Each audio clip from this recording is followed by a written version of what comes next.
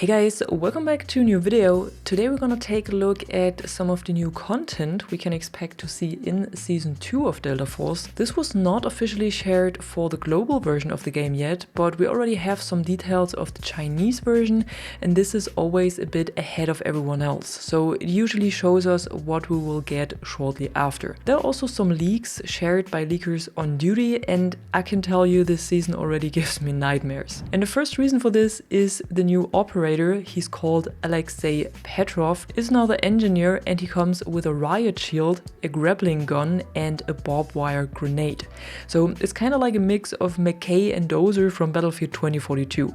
With a shield he can protect himself and teammates behind him from enemy bullets, but he can also bash enemies with it to kill them, and when he's not using the shield he wears it on the back, so just like the riot shield in Call of Duty, which means he cannot get shot from behind because he cannot get hit. The grappling gun luckily seems to work a bit different than it does in Battlefield 2042, because it doesn't seem to allow players to move themselves to a different spot.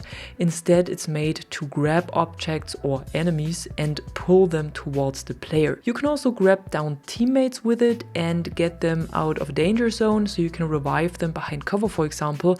And this is definitely going to be interesting to see how it will play out in warfare, especially in the tighter maps like Shafted. Additionally, the operator has explosive protection, so he takes less damage from all kinds of explosives, and his throwable is a barbed wire that you can put on the ground, and then when enemies walk through it, they get slowed down. Well, that's so far for the operator. We will also see 3 new weapons: the QJB-201, a new LMG, the QCQ-171, a new SMG, and the SR-9, a new marksman rifle. And we will also see several new optics, and 2 of them are sniper scopes between 3 and 8x, and the other one, or maybe there are several, but I've just seen one actually so far, and this is the thermal holo sight, and this will allow you to see enemies through smoke.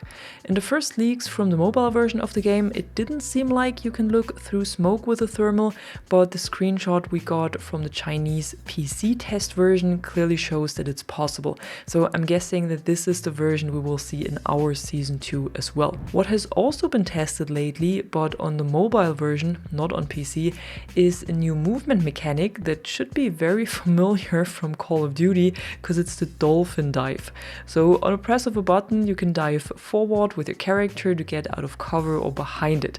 Like I said, it was only tested on mobile so far, but it's very likely that this mechanic will also make it to the PC version of the game. If this works for all operators though remains to be seen, because there's also only one operator who can slide, which is D-Wolf, so maybe this mechanic will be limited to one operator as well. And we will also see a new gameplay mechanic, and this one is very well known from Battlefield 5 if you have played this, because it's the Fortification System. This means you have a tool, and with this tool you will be able to build structures like sandbag walls, for example, in predefined spots. And just from the gameplay we can see right here, that is from the trailer of the Chinese version of the season, it looks like it will work in the exact same way that it did work in Battlefield 5. Not gonna lie, I missed this mechanic in Battlefield 2042, but seeing it in Delta Force now is still kind of strange. Anyways, in the trailer for the Chinese version of the season we can also get a first look at the new maps, and these 2 seem to be coming to warfare. Directly translated from Chinese, this one right here is called Broken Track, which is I think pretty obvious from the picture where the name comes from, and the other one is called Blade, and this looks like it plays on top of the map Zero Dam that is available in Operations. It also seems like both maps are combined arms maps, because we can see tanks here as well, so combined arms means infantry and vehicles, but it's hard to tell if they're good or if they have a good design just from the few clips we see here.